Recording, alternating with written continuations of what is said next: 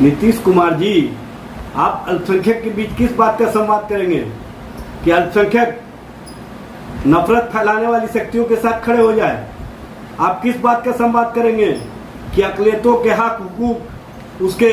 धार्मिक आज़ादी, धार्मिक स्वतंत्रता, उसके मजहबी मुकामात को जो छीनने की साजिश वक्फ संशोधन विधेयक के माध्यम से की गई है, क्या उसके लिए संवाद करेंगे? या अल्पसंख्यकों के हक और अधिकार के प्रति आपने क्या कार्य किए हैं? उनको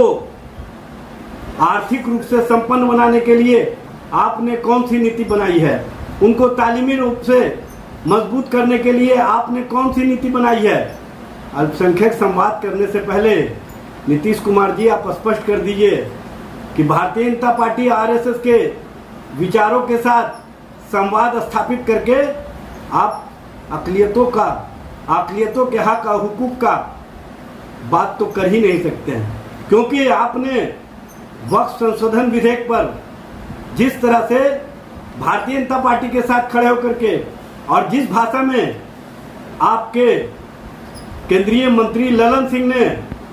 वक्तव्य दिया लोकसभा में, उससे ही स्पष्ट हो गया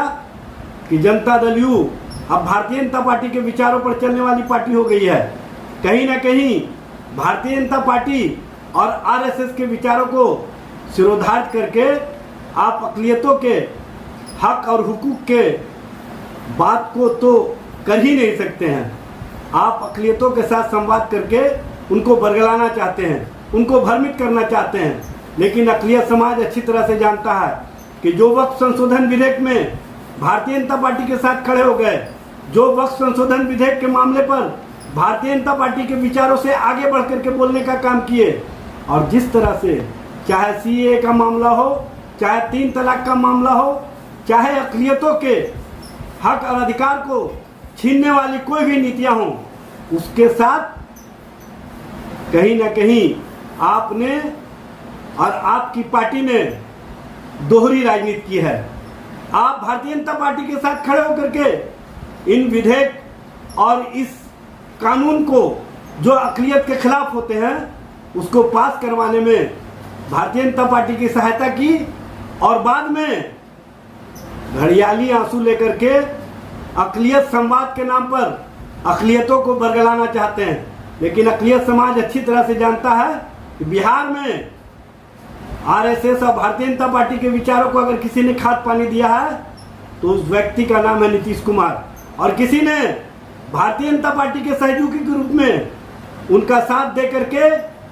भाजपा की नीतियों को मजबूती प्रदान की है, तो उस दल का नाम है जनता दल यू। इसलिए आपसे अक़लियत समाज अपने हक और हुकूक की बात सोच भी नहीं सकता है। आप संवाद कर रहे हैं सिर्फ भ्रम फैलाने के लिए और भारतीय जनता पार्टी के राजनीति को मजबूती प्रदान करने के लिए।